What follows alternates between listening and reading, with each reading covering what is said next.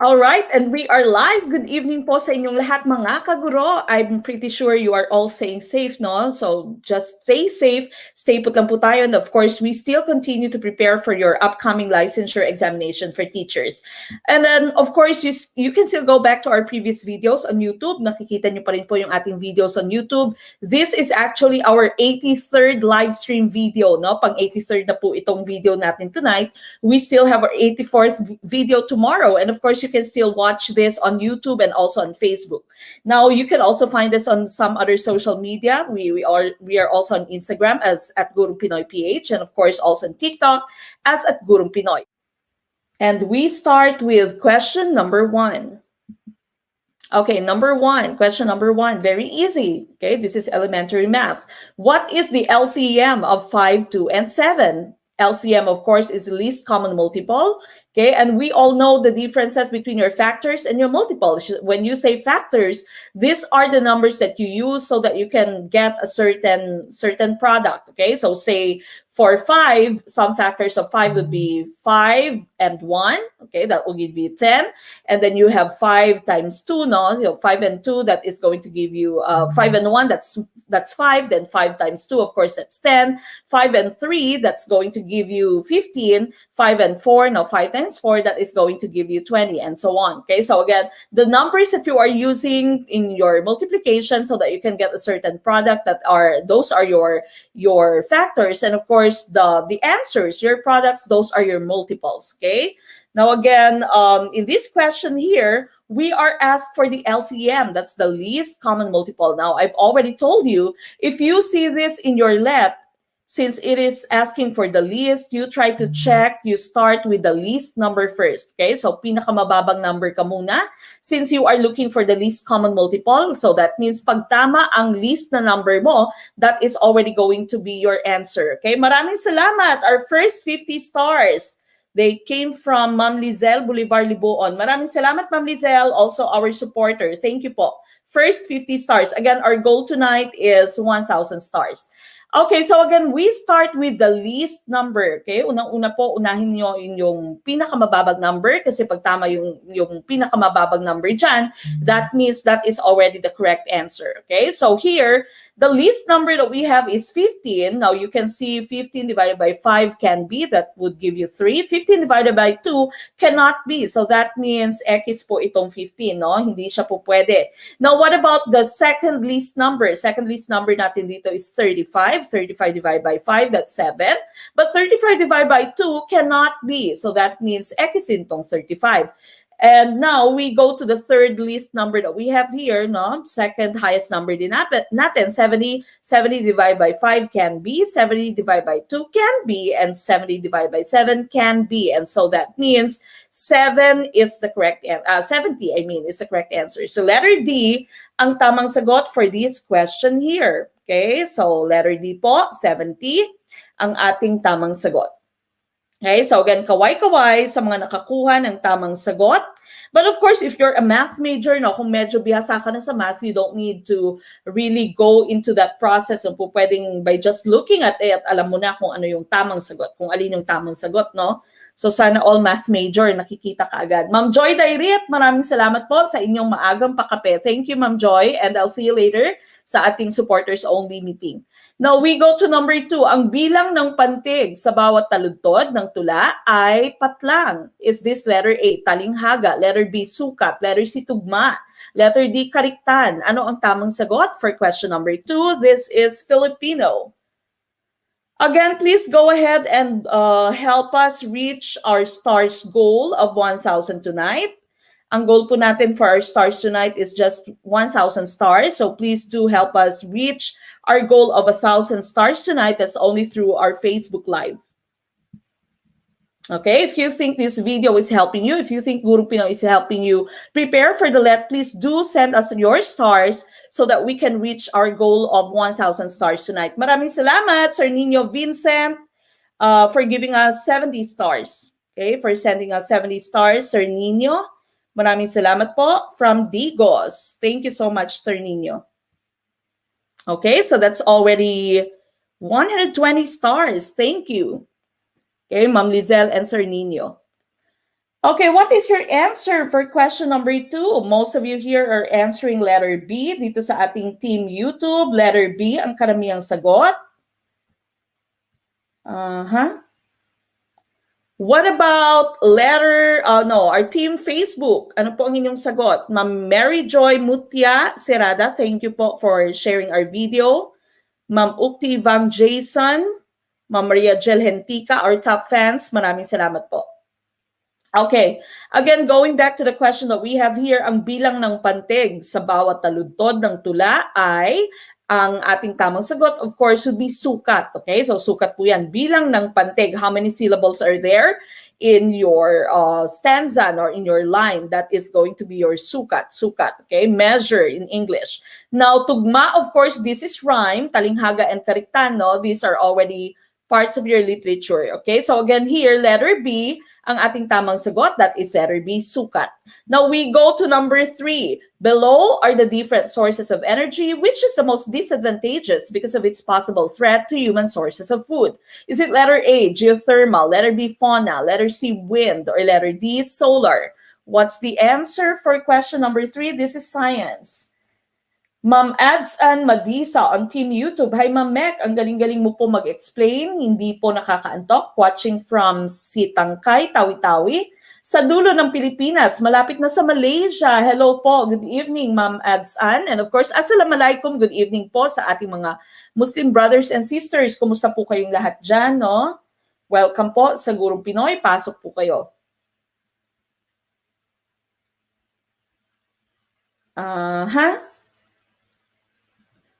What do you think is the correct answer for question number 3? Again, please do support us by reaching our stars goal tonight. Maraming salamat po for those who've already sent their stars. We have Ma'am Rizal, Bolivar Liboon, and of course, Sir Nino Vincent Rojo. Thank you po.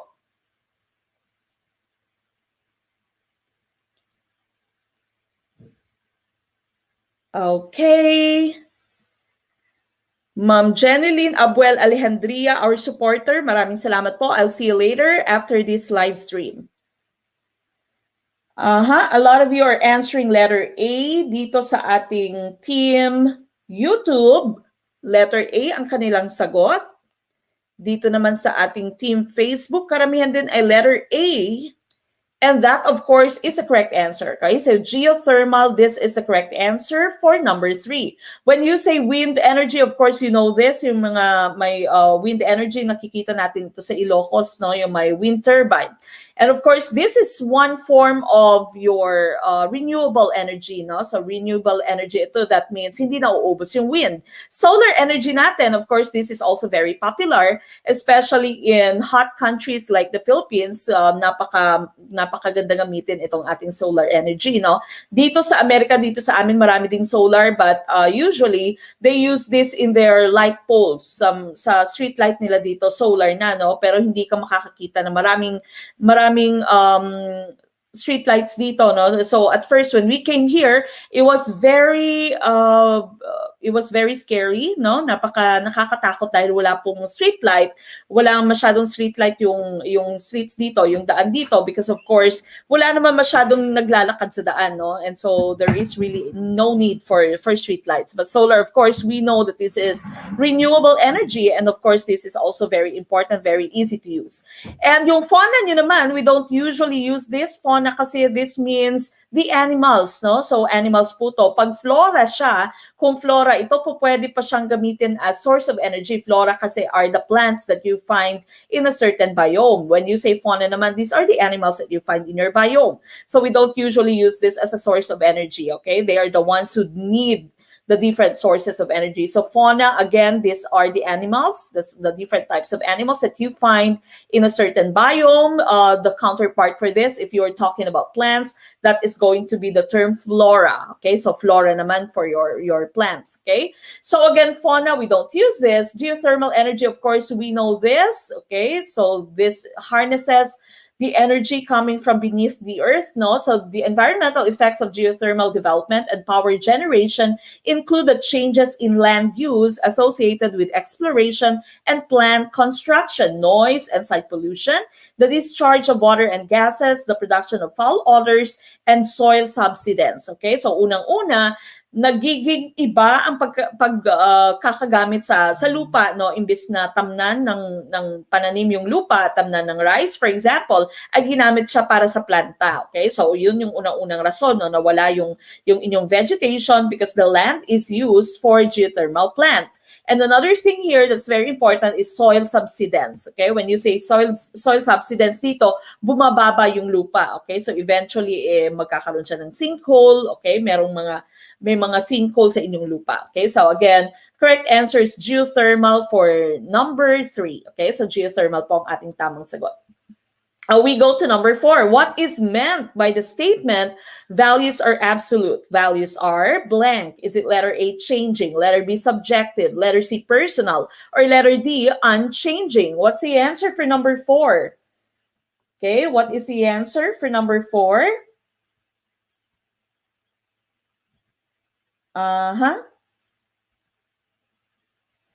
Yung stars po, Sir Igano Ruel, yung stars po ay nasa Facebook po. Nasa Facebook Live po yung ating stars. Wala po dito sa ating YouTube. Again, nakaka 120 stars pa lamang po tayo.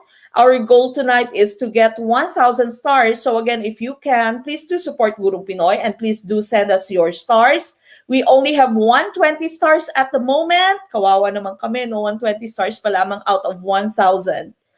Okay, so Sir Nap, maraming salamat. Ayan na, si Sir Nap. Sir Napoleon Lumugdang II. Nasa Iloilo pala si Sir Nap.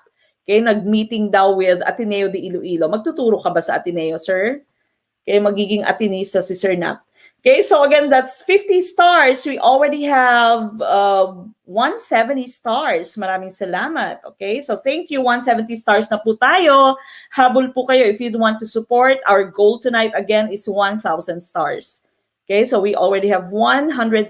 Thank you so much.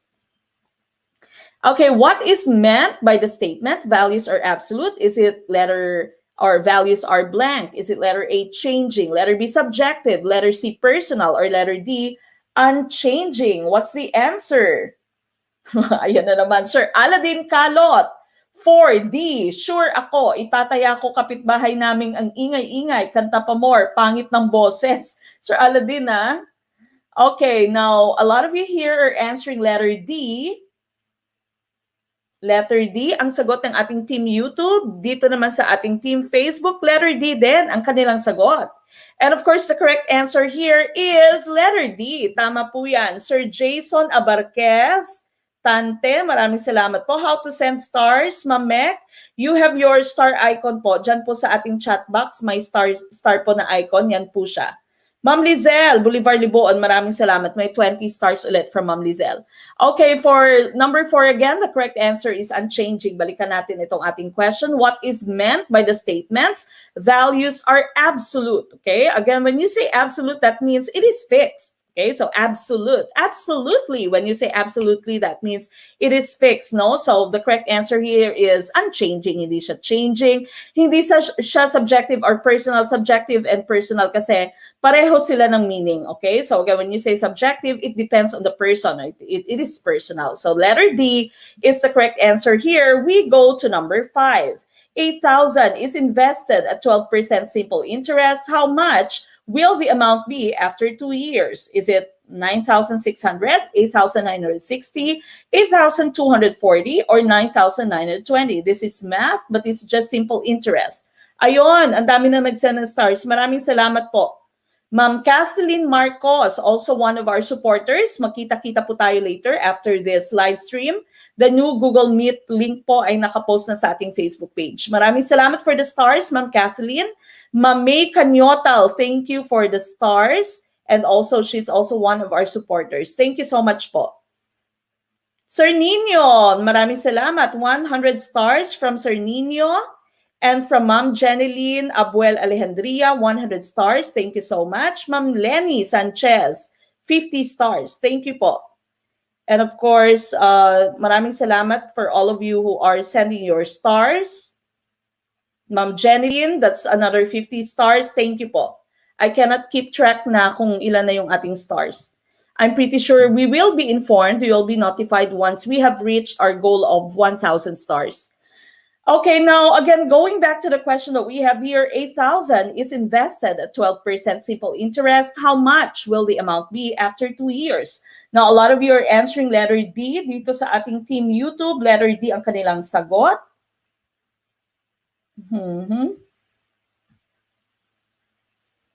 Letter D ang sagot ng ating Team YouTube. Yayamanin talaga to si Sir Nino, sabi ni Ma'am Tin Acabo dito sa Team YouTube. Okay, letter D din ang ating Team Facebook.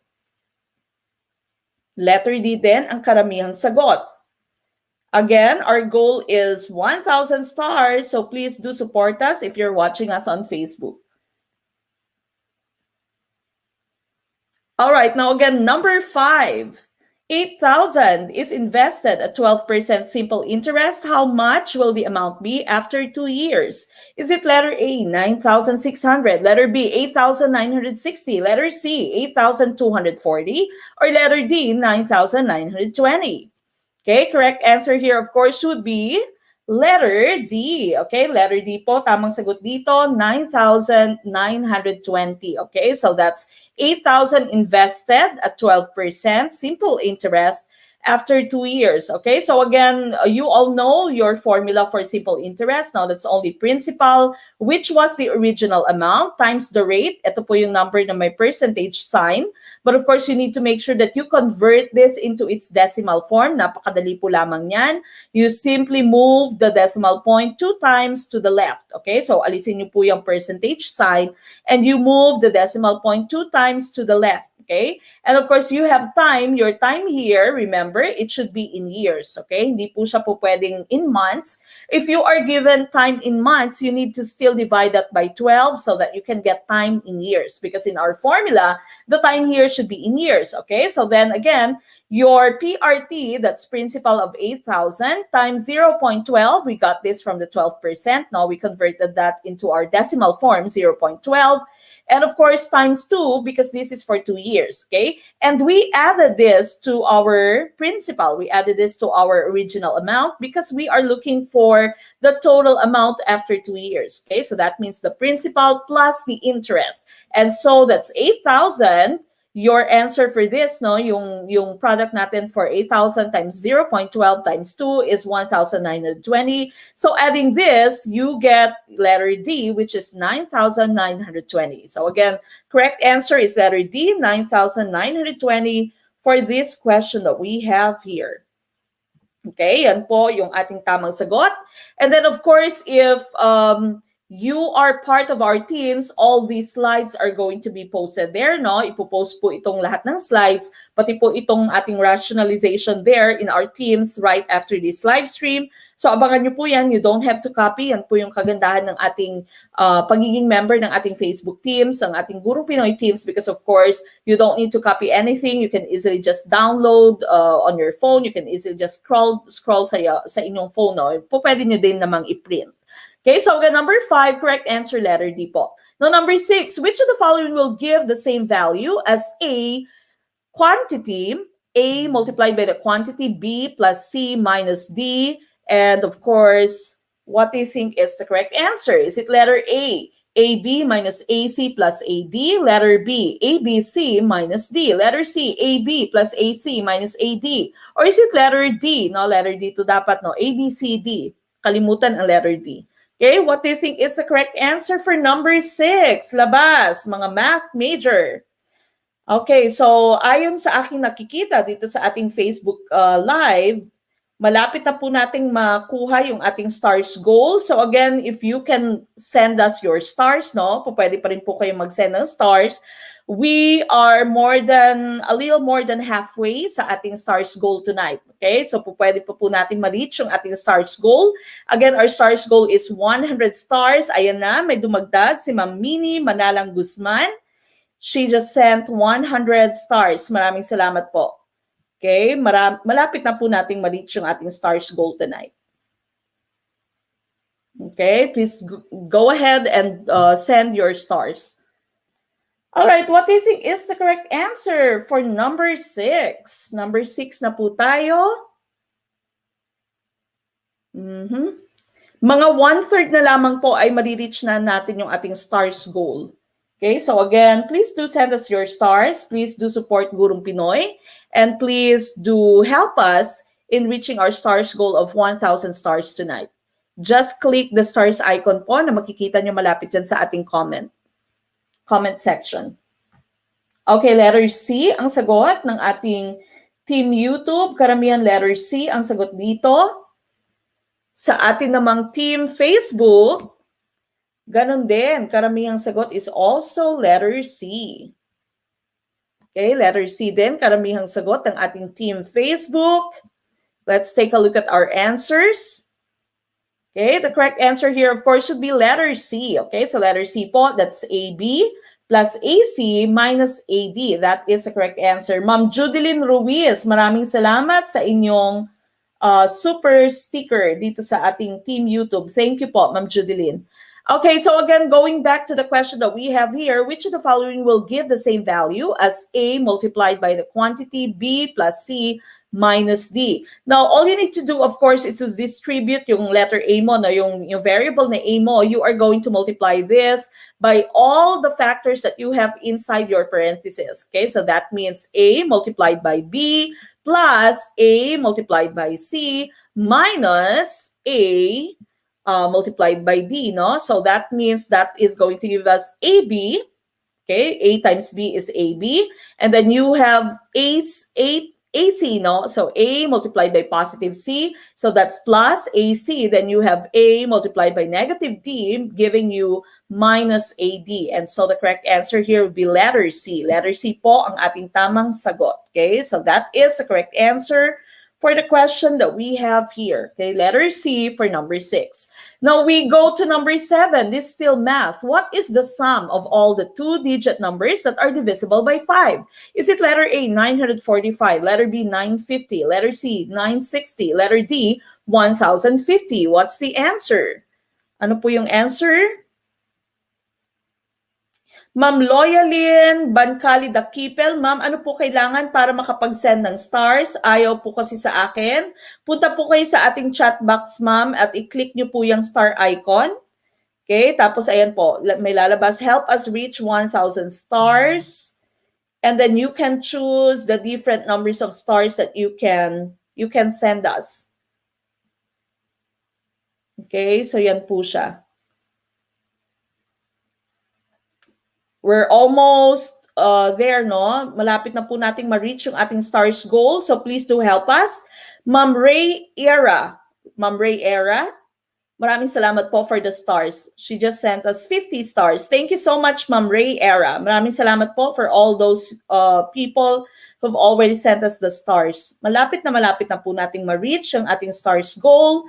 Please do help us reach our stars goal tonight. Nasa 1/5 na lamang po yung ating kailangan. Okay, so number 7 here again. What is the sum of all 2-digit numbers that are divisible by 5? Okay, a lot of you on Team YouTube are answering letter A. Si Sir Dan lang yata ay math major, no? Letter A, Sir Dan lang, 945. Sabi ng ating math guru. What about Team Facebook? Team Facebook natin, letter A din, karamihang sagot. Maraming salamat sa ating mga top fans dito. Sir Delzon, Elizaga de la Cruz, Ma'am Charis, Generana, maraming salamat po. Our top fans, Sir Nakayama Isuke, Sir Nemuel, good evening po. Sir Adolfo Pimentel Mari, maraming salamat po.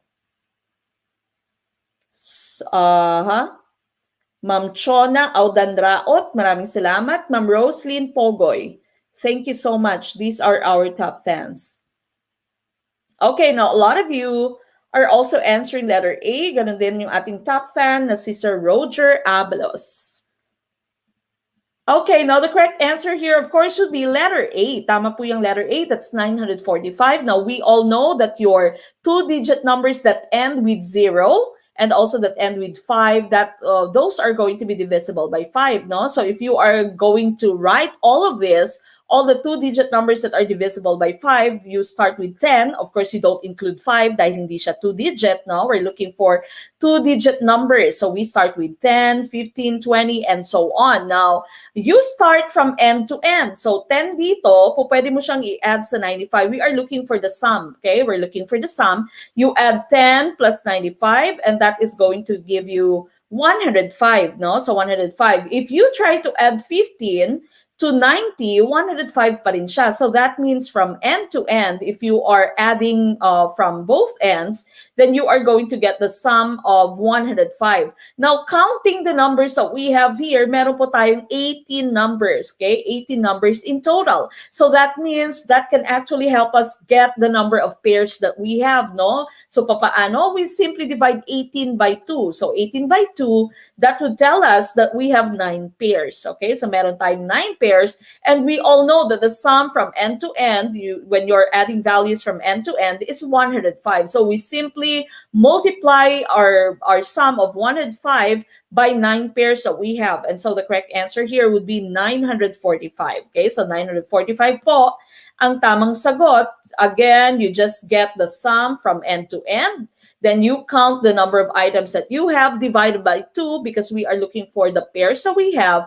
Then you multiply whatever pairs, the number of pairs that you have by the sum. Okay, so correct answer, 945. Okay, 945 po, letter A.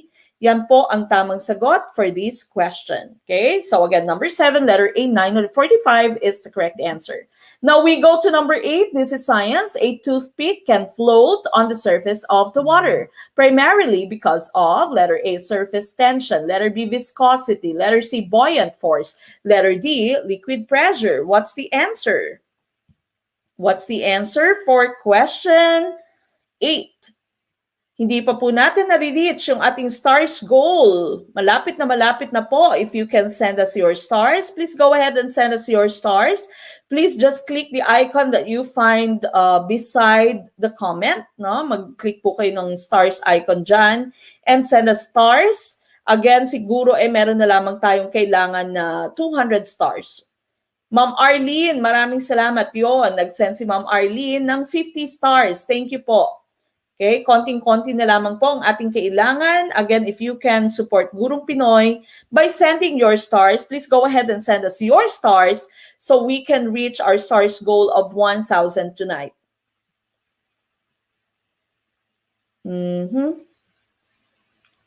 Thank you so much for those of you who have already sent your stars. We will be posting the names of our star supporter later. Okay, malapit na po nating ma-reach yung ating stars goal. Konting-konti na lamang po. Please do send us your stars. So again, going back to number 8 here, karamihan sa inyo. Lumabas daw ito sa LET 2019, sabi ni Ma'am Priscilla Llamas. Maraming salamat, Ma'am Priscilla, for your feedback. Okay, so lumabas po ito sa LET September 2019. Of course, for number 8 here, a toothpick can float on the surface of the water, primarily because of, the correct answer here would be letter A, that's surface tension. Okay, surface tension po ang tamang sagot dito. Pasalamatan ko lamang si Ma'am Analem Coreses Penamente, our top fan, for sending 50 stars, now helping us almost reach our stars goal tonight. Maraming salamat po, ma'am. Okay, so again, letter A is the correct answer here. It's not buoyant force, no? So some of you might get confused. Baka sabihin nyo, it's buoyant force. We'll get to the slides later. Not viscosity. Viscosity means when you say the liquid is viscous, that means the liquid cannot easily flow. Okay, it cannot flow. So the higher the viscosity, the lesser is the flow of a liquid. Okay, when you say the liquid is very viscous, that means it's very thick. No, it cannot easily flow. Liquid pressure, we're not looking for this. It's not liquid pressure that we're looking for. It is letter A, surface tension. Puntahan po natin yung ating slide. So this is surface tension. Water striders, like your insects, also use the same type, they also use the same type of mechanism. Okay, so water striders can walk on water because of the surface tension of the water. This is also a very common question in the LET. Instead of giving you a toothpick, binibigay nila water striders, no, insects can float or can walk on water because of the surface tension of water. This is actually brought about by cohesion of water. You know, there is attraction between the different water molecules that you have, and so on top of the water there is a sheet-like structure, para kang may plastic sheet, no, may plastic cover sa taas ng inyong sa inyong water surface, and so your light objects can easily walk, no, can easily float on your water. So surface tension po yung ating tamang sagot dito. And this here naman is your buoyancy. Buoyancy is the upward push of water on an object submerged on it. So this actually is it performs opposite of gravity, no? So if gravity is pulling your boat here downwards, your buoyancy is pushing it upwards. Okay, so that's buoyancy. Of course, this was by Archimedes, no? Meron ding common question sa LET. What is Archimedes shouted Eureka? Eureka. What is the meaning of the term Eureka? Okay, and of course the correct answer there would be discovery. Discovery po yung tamang sagot doon. It's also a common question in vocabulary sa LET ninyo. Okay, so again here, correct answer still would be surface tension. Surface tension po yung ating tamang sagot. Now we go to number 9, bread and butter. This is English. Bread and butter sandwich blank, my favorite snack. Is it letter A is, letter B have been, letter C are, letter D have been? What's the answer? Okay, what do you think is the correct answer for this question? Konting-konti na lamang po yung ating stars goal. Marireach na po natin. Please do send us your stars. Mga 1/10 na lamang po. Okay, at pa-reach na tayo sa ating stars goal tonight. Maraming salamat for all of you who have supported us by sending us your stars. Please do send us more stars. Malapit na po nating ma-reach yung ating stars goal of 1,000 stars tonight. Okay, this is the first ever video that we've had our stars, no? Bigay lamang ni Facebook ng ating stars. So go ahead and please do send us your stars. Please do support Gurong Pinoy so that we can continue doing what we're doing. We can continue giving you your live on Facebook and also on YouTube, no? Ayon, Sir Nino Vincent. Oh, yayamanin ito Sir Nino. Nag-send ulit ng 100 stars. Konting-konti na lamang po, isang tuldok na lamang yung kulang sa ating stars goal. Maraming salamat Sir Nino, napakayaman. You will be blessed, no? Sabi nga if you give a part of your earnings, for example, now if you give a part of yourself, 10-folds is going to be given back to you. So maraming salamat po. Maraming salamat Sir Nino. Stay blessed po. Okay, letter A. Letter A, karamihang sagot dito. Dito sa ating team Facebook, letter A din, karamihang sagot nila. Okay, and of course, letter A is the correct answer. Bread and butter sandwich. This is just one object, no? Isa lamang siya, bread and butter. You only have "and" here because those are the ingredients of your sandwich. What type of sandwich? A bread and butter sandwich. And of course, that's letter A, no, is. So it's only taken as one. So letter A is the correct answer. Okay. Now we go to number 10. Ano ang pangalan ng alagang aso ni Rizal? Is it letter A, Pandak, letter B, Bantay, letter C, Usman, or letter D, Undo? Okay. Ayon, we've already reached our goal, no, of 1,000 stars. Maraming salamat, Ma'am Mini Manalang Guzman, for also sending us 145 stars more. So we've already reached our stars goal. Thank you so much po. Maraming salamat. We've reached our stars goal.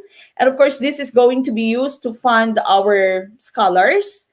Okay, so Sir Migs and I are going to be talking about this later. It might be someone that we can help join our teams, or just wait for the announcements po. And of course, you will still be the ones who are going to benefit out of the stars that your mga kaguro, yung mga classmates nyo ay nagsend ng stars, and these stars still are going to be used so that we can help more of our kaguro, no? So abangan nyo po yung ating announcement. Sir CJ Peña Peña Gorospe, maraming salamat po for sending 50 stars. Maraming salamat po, Sir CJ Gorospe or Ma'am CJ Gorospe. Thank you po. Okay, number 10. Pancake. Ano ang pangalan ng alagang aso ni Rizal? Is it letter A, pandak? Napaka-judgmental ni Lolo Jose Rizal, no? Letter B, bantay. Letter C, Usman. Or letter D, Ondo. Lumabas din ito sa LET 2019, sabi ni Sir Vincent Ater Zabala. Okay, tama po yan. Dahil of course, lahat po ng ating mga binibigay na items sa inyo were taken from the feedback of our students. And so that means these are previous LET items. Okay, maraming salamat, Sir Jason Atuan Malana, for sending us your stars. Thank you po. Sir Jason, maraming salamat po. Stay blessed po. Okay, ano kaya yung tamang sagot dito? What is the correct answer? Aba, si Ma'am Ads-An Madisa. Apelido ng ex ko yan, Usman. Okay, what do you think is the correct answer for the question that we have here? A lot of you are answering letter C. Ganon din sa ating team Facebook. Letter C din ang kanilang sagot. Sir Blue Palencia, thank you po for sending your stars. Sir Blue, maraming salamat, Sir Blue. Isa din to sa ating mga parokyano, si Sir Blue, no? Pero palipat-lipat si Sir, nasa team YouTube, nasa team Facebook din siya. Okay, ayun, sabi ni Ma'am Miss Ay, Braganza Usman. Okay, the correct answer here, of course, would be letter C. Usman po ang tamang sagot. Lumabas ito noong 2019, no? Sa LET 2019. Ang buong pangalan ng aso ng bayaning si Jose P. Rizal ay Braganza Usman. Biruin mo yun, no? Pati dog, no? Pati yung aso ni Rizal ay may apelido, may buong pangalan. Okay? Braganza Usman. Habang sa ibang mga tala or mga tala, lalo na sa panahon ng kamatayan ni Rizal, ang ngalan ng aso niya ay Vergüenza. Okay? Vergüenza. Hindi ko alam if this is the same dog, no? Pero sabi, si Vergüenza daw ang tumakbo, no? Tumakbo kay Rizal pagkatapos siyang barilin, no? I'm not sure if it's true, if it's just a myth, if it's just kwento, no? But then again, this is true. This here is a picture that is true. This can be found in Seattle, Washington. Do you know that there is Jose Rizal Park? I'm pretty sure you know that there's a lot of parks all over the world that were named after Jose Rizal. But this one is found in, this can be found in Seattle, Washington. This is Jose Rizal Park. And this actually is a park where you can walk your dogs, no? So this is unleashed, no, leash-free parks. That means the dogs can walk freely, no. So that is of course also because Jose Rizal was also a dog lover. Okay, so si Lolo Pepe nyo ay fur daddy din, no. So fur daddy din siya. Jose Rizal Park in Seattle, Washington. Of course, the correct answer that we're looking for is Usman. Usman. Letter C po ang ating tamang sagot. All right, number 11. This is still math. This is a very common question. Paulit-ulit ito. Minsan sa LET, ilang beses itong lumalabas, no? Paulit-ulit itong item na ito. Very easy. How many 20,000 are there in 1 million? Is it letter A, 500? Letter B, 50? Letter C, 100? Or letter D, 1,000?